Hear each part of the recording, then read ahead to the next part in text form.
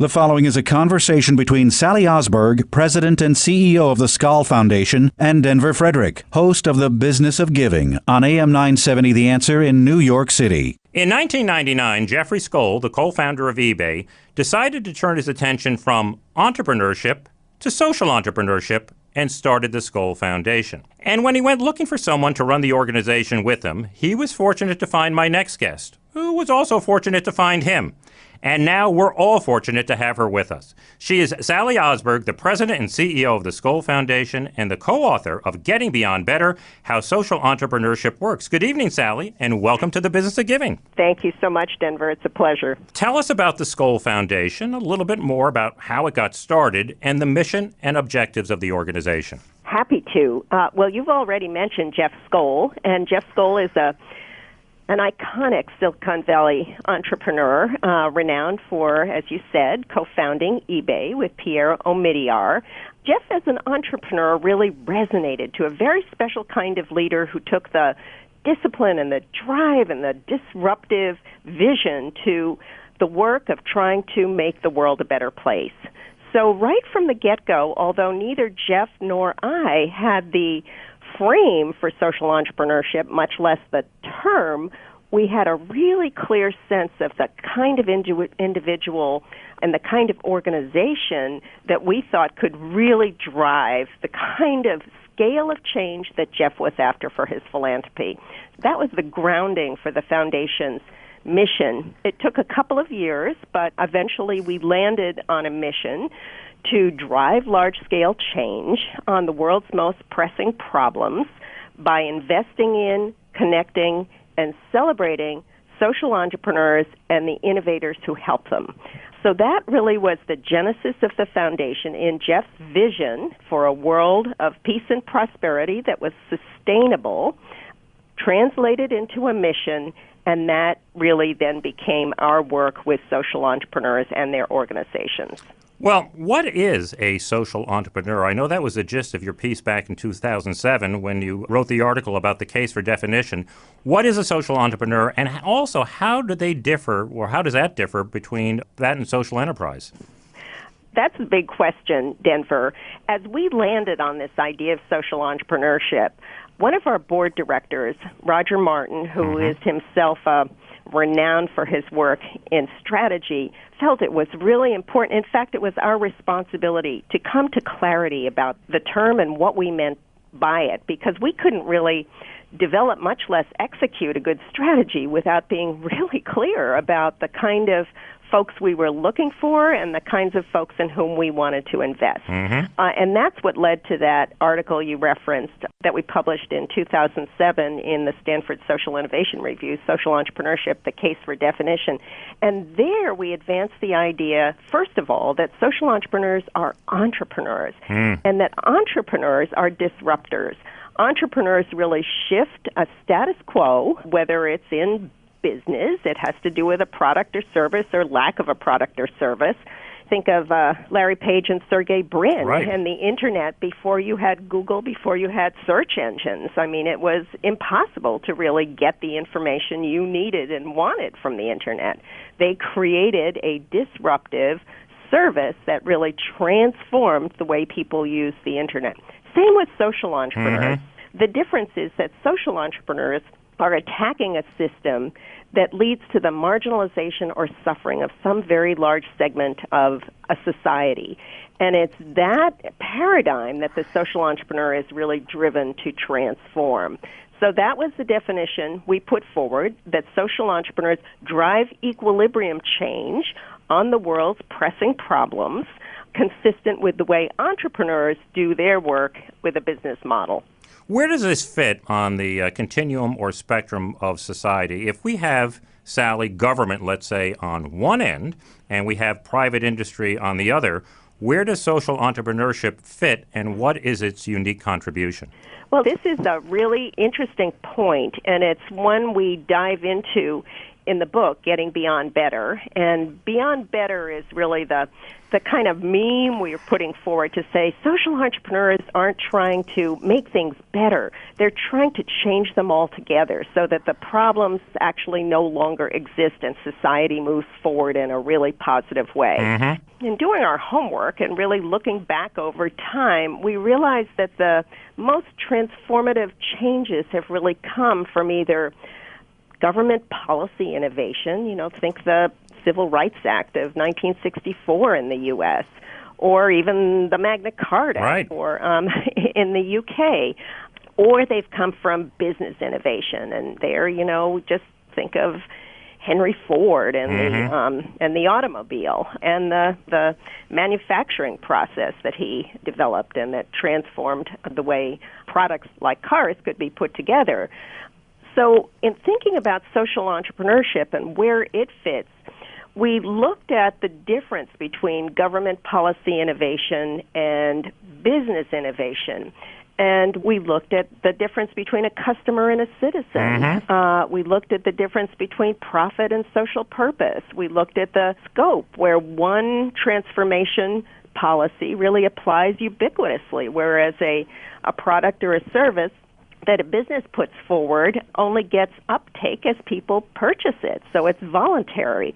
We looked at all those principles and practices, and rather than saying or concluding that social entrepreneurship has to be a nonprofit organization, we said, no, it's really about adapting the principles and the practices of business and government. Oh, that's very interesting. In creating something entirely new to the world. It's a hybrid, in other words. Yeah, it's a hybrid, but it's not about the corporate structure. No. People think of these three Venn diagrams. They think of government, civil society, and business, the private sector. And there's a lot of, interest in seeing these new forms emerge. But we said it's really not about the form. Right, absolutely. I talked to my daughter the other day, and I was talking about that, and she said to me, Dad, that's a tax classification. And she just smirked. Like, it doesn't make any difference to the millennials. It's really who's doing the social good and who cares about the rest of it. Exactly, and you have hit on something really important that we see too, and that's these young people and their talent and the way they see the world, the way they see their opportunities and their responsibilities, and they're not differentiating between, I have to go into business and that's going to constrict me from doing good. They're seeing that as a path for making a difference at scale on these problems that they know are affecting their future. I think, Sally, it was Rudyard Kipling who said, if history were taught in the form of stories, it would never be forgotten. But that could have just as easily been Sally Osberg. You really believe in the power of storytelling. Tell us why you think it is so effective. Oh, gosh. You referenced right at the beginning of our conversation, Denver, the way Jeff and I came together and how fortunate I was to meet someone who was as grounded and ambitious in all the right ways and who brought this entrepreneurial energy and focus to his work in philanthropy. Well, one of the things that Jeff and I really agreed on right from the get-go was this power of storytelling. My academic background is in literature. Jeff really developed his worldview and his inspiration for his philanthropy from reading as a kid. And so that was something right from the beginning that we understood, that it was through stories and through storytelling that you could really move hearts and minds. And so Jeff's work in media through participant media, I think, is an example of a really ambitious and profound social endeavor and a phenomenal use of his philanthropy, in addition to the foundation's work. So when we say we invest in, connect, and celebrate social entrepreneurs, celebrate is really the word we use to talk about the storytelling. And often it's not just the story of the social entrepreneur and how she or he came to the decision to, make a difference in the world. It's about the people whose lives they transform. So they'll tell you about, a young African girl, who has an opportunity to achieve her ambitions in education because of the work of an organization like HampFed. So storytelling as a way to really reach the heart as well as the mind is absolutely core to our mission and to Jeff's vision of how to change the world. Well, you and your co-author, Roger Martin, do tell some wonderful stories in your book, and I'm talking from rugs to rats, from Senegal to the Amazon. And in the spirit of storytelling, I'm going to list the 4 steps of social entrepreneurship that you outline and ask that you illustrate each through a story. Now, I'm happy to do that, Denver. Happy to. the first stage is understanding the world, and it sounds as if that's going to take a little patience on the part of our social entrepreneur. Tell us about understanding the world. Yes, this again was a discovery as we really dug into the research. With a portfolio now of about 100 social entrepreneurs, we really have the chance to look at the patterns and try to understand what makes for success in this work of trying to transform an unjust, dysfunctional social equilibrium. And there we came to the conclusion that it's not just having a terrific idea or a solution, seeing a problem and saying, oh, this is the solution, I have it, I know what should be done, let's go make it happen. It's understanding the context, it's understanding how the problem got to be the way it is, it's understanding the actors, the forces, the incentives, the disincentives. And the example we chose to write about was Molly Melching, who showed up in Senegal as a student and ended up making her life's work really in that country. Now Molly came to study the colonial heritage of Senegal and really was a scholar in French literature. Yeah. But over time she came to understand the culture and to see this pattern of oppression of women and really wrestle with why it came to be that way. And she both abhorred what she saw, but came to appreciate deeply the norms underpinned that reality for Senegal's women. And so eventually she comes to this strategy to develop what's called a community empowerment program, 3-year program working deeply with communities where communities themselves begin to question some of the norms that they've taken for granted.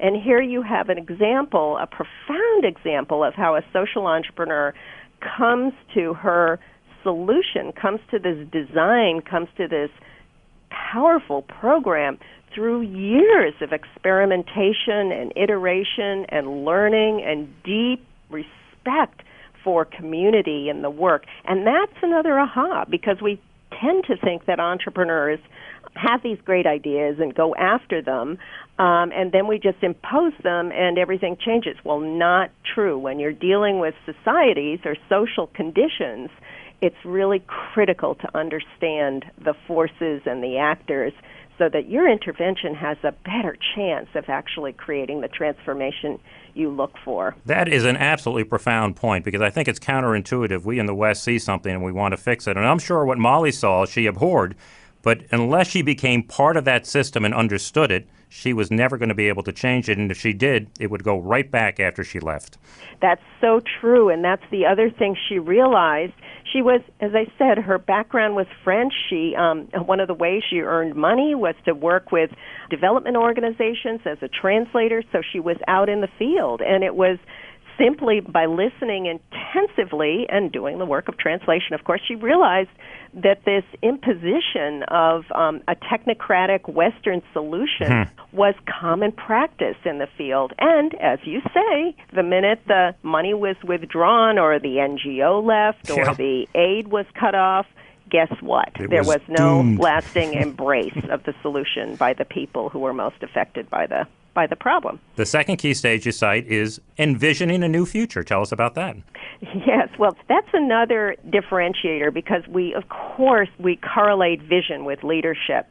But there's a difference between an inchoate vision that things will get better or that they'll change forever and a very specific understanding of what that new future looks like, how the actors are reconfigured. And there we talk about an organization we've worked with for years, have tremendous respect for, and that's Riders for Health. These are two motorcycle enthusiasts, Andrea and Barry Coleman, who, in working in the motorcycle field raised a good deal of money for Save the Children and its programs to support children in sub-Saharan Africa. But traveling to Somalia, they were actually shocked by what they saw, and that was rusted vehicles, motorcycles, ambulances, trucks by the side of the road, wow, left to rot and rust for want of an oil change or a lug nut or just common maintenance. And, of course, in the harsh conditions of Africa, the life for a vehicle that's not maintained is very, very short indeed. So what they saw was waste. More importantly, what they saw was the cost to healthcare delivery in countries like Somalia and Zimbabwe and Kenya and throughout sub-Saharan Africa. So they launched this organization, Riders for Health, to actually build transportation infrastructure for health delivery in sub-Saharan Africa. And they've been on an intense learning journey themselves. They've iterated the model, and it looks like today that much of the work will actually be carried on by African countries themselves, and that the Riders for Health operation will actually be fully embraced by the countries, and that's a profound achievement. That's fantastic. Okay, I understand the world. I've envisioned a new future. Now what I need to do is build a model for change. And here's where things get interesting, Denver, because that model for change is actually different from what we usually think of as an organizational model or even a business model. Business comes into it because the economics of a dysfunctional equilibrium have a lot to do with the fact that there's this segment of society that can't pay for or doesn't have the power to bring about the change that's required, whether it's sanitation or health care or education. They lack the means and the power to bring about the change that would benefit them and disrupt this dysfunction in society. So there, the social entrepreneur's challenge is really to develop a model for change that transcends the business model and the organizational model. And that model for change inherently is about punching way above your weight. Absolutely. So there, you mentioned the rats. Yeah. And that's really a wonderful example. This is Bart Wegens, who's a Belgium. The organization is a popo, and Bart realized that rats, African pouched rats, could provide a very efficient, cost-effective solution to demining. So a country like Mozambique in sub-Saharan Africa, for example, was one of the most heavily mined countries in all of Africa and, in fact, in all the world. But an African rat can actually carry out demining. Who knew? Who knew? And it costs $3 to make one of these landmines, and it costs $1,000 to get one out of the ground. Well, with rats, you can reduce that cost exponentially, and you can also reduce the carnage. Dogs and heavy equipment are used, even human beings. So you reduce the danger. The rats are too light. Yeah. And you can clear more mines at less cost more quickly. And so the economics of this work, you get the falling unit cost, you get development money that goes a whole lot farther in the demining process, and you get a result that actually takes your breath away. In fact, in September of last year, Mozambique was declared mine-free, which is, it's a victory. It's an incredible story. Victory. It really is. It is. And there's that Bart Wegens and his love of rats and He's always had that. He had that as a kid. He had it as a kid, and he actually saw the potential to harness rats in the business of demining. And now he's going after using rats to sniff out TB, tuberculosis in sputum samples. So a great example of a model for change, a model for change, falling unit costs, a powerful lever for bringing about transformation. And your final stage, Sally, was scaling the solution. Right. And that, again, is differentiated from the way we normally think about scale. Everybody thinks about scale as getting bigger, growing your budget, more people, bigger footprint, dominating a market. That's our whole paradigm of scale. Going to scale is the phrase that most people use. But when we're talking about scale, and when social entrepreneurs are thinking about scale, it's scale of impact thereafter. And no organization can achieve the scale of transformation of equilibrium change without partners. And those partners actually have to operate at scale in some really important ways. So one of the examples we talk about in the book is Paul Farmer and his colleague founders of Partners in Health, and the work they did in the 90s in the shanty towns of Lima, where there was a horrible outbreak of multi-drug resistant tuberculosis. And the WHO's policy, the World Health Organization's policy, was that it would be too expensive to actually provide drugs to combat tuberculosis in these conditions because the poor couldn't adhere to the complex regimens. You have to take the drugs over long periods of time. The consequences are actually pretty unpleasant for people. But Partners in Health raised the money on its own, went after the challenge, administered the drugs, and proved that it could achieve a cure rate that was, in fact, superior to much of what was achieved in the developed world, in cities like New York, for example. And with that, they shifted WHO policy. So this is an example of how you scale a solution, you change the policy, you unlock billions of dollars, and you save millions of lives because this treatment is now available for people who are suffering from this scourge. So that we see that over and over and over again with social entrepreneurs, that they figure out the leverage points, the partnerships, and that's how they achieve scale of impact. Well, those are 4 great stories, and they really bring those points to life. Let me ask you this. What kind of impact do you think social entrepreneurship is having on traditional philanthropy, and specifically some of those nonprofit organizations that have been around for decades, if not a century or more? Well, it's really important to look at social entrepreneurship in context. It's part of the solution. It's not the whole solution. We still need service providers. We need social advocates. We need the people who are going to just hammer away to get the policy shifts. And then we need social entrepreneurs to help unlock the potential of these policies. People think of social entrepreneurs really as trying to bypass government. And in fact, we found most of the really successful social entrepreneurs figure out how to work with government. They figure out how to unlock the potential of government. You're absolutely right. And that's again a big change. So we see the future of social entrepreneurship is really unlocking capacity in the private sector and in the public sector to advance humanity's best interests. One thing I've always been curious about is founder syndrome, and I've worked with a couple of founders in my time, and it can be very tricky indeed. And so many of these social entrepreneurs, of course, have started organizations. They're visionaries. They have magnetic personalities.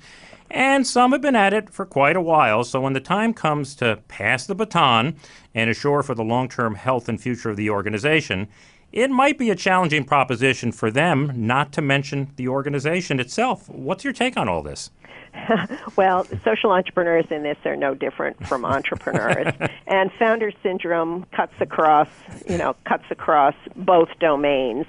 Again, social entrepreneurs aren't always founders. We talk about several social entrepreneurs in the book who, in fact, came into organizations that were not doing so well. Marine Stewardship Council, for example, was founded by the World Wildlife Fund and Unilever, a kind of a private partnership between two very powerful actors. But it wasn't until Rupert House came on board that the organization really took off and started to actually make a dent in the problem of overfishing and bringing sustainable practices to the wild-caught fishing industry. So social entrepreneurs aren't always founders. But the challenge of letting go when there is this psychic commitment to a solution and seeing it really scale, consistent with this vision for a new equilibrium, is just difficult.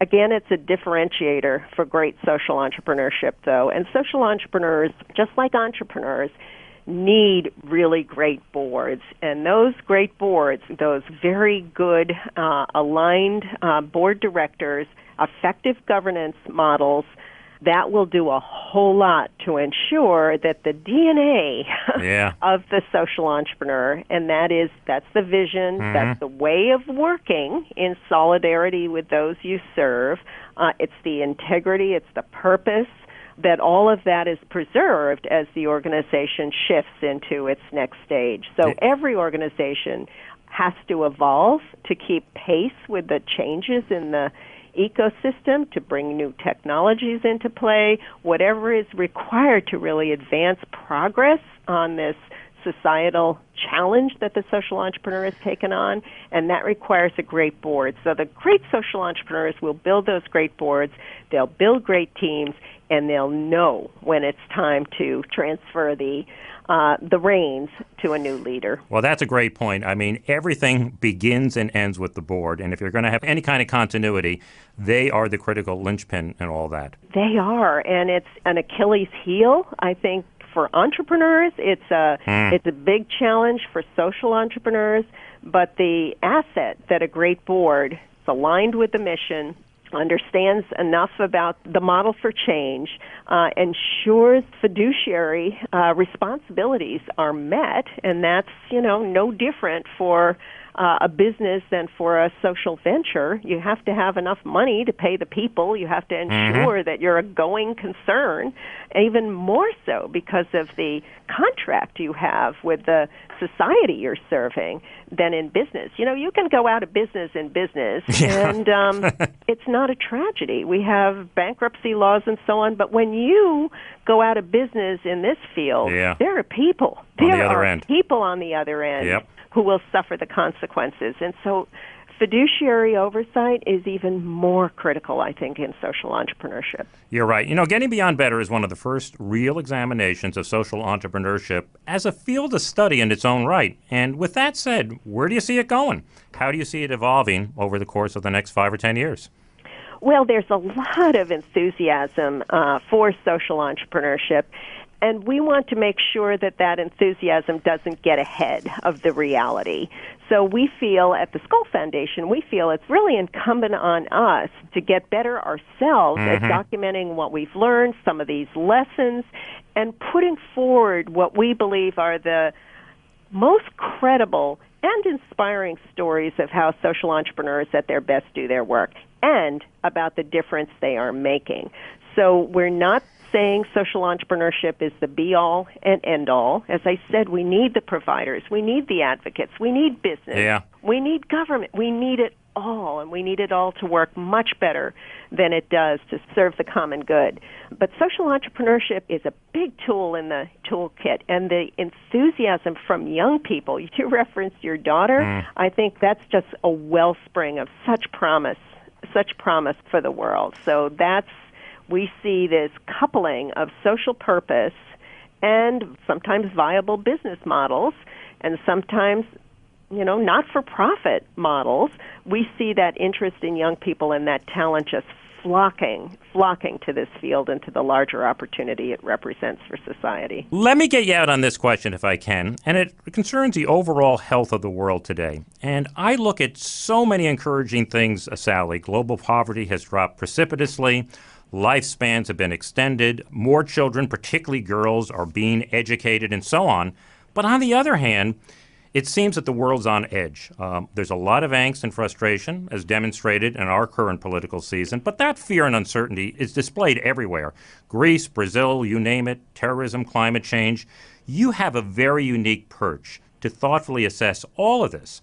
What's your take from your perspective on where we stand at this moment? Well, it's much as yours, Denver. And, Charles Dickens said it beautifully.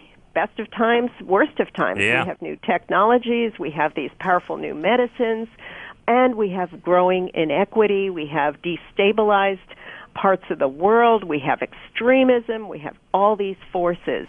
And we also have, I think, a deep misgiving about leadership, especially about political leadership. Yeah.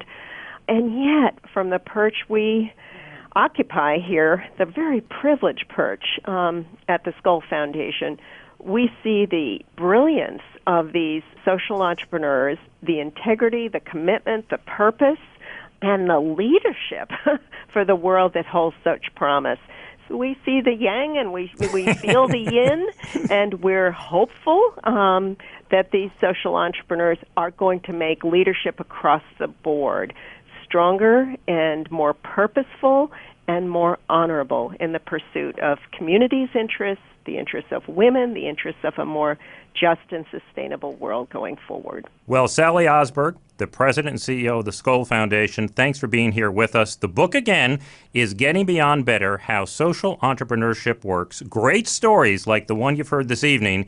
And dare I say, you'll be feeling more optimistic after reading it. It was a real pleasure having you on the program. Thank you, Denver. It was just a great pleasure to talk to you. And you give my best to that daughter of yours. She clearly gets it. It will be my pleasure. The Business of Giving can be heard every Sunday evening between 6 and 7 p.m. Eastern on AM 970 The Answer in New York and on iHeartRadio. You can follow us at Biz of Give on Twitter and at Facebook.com/businessofgive.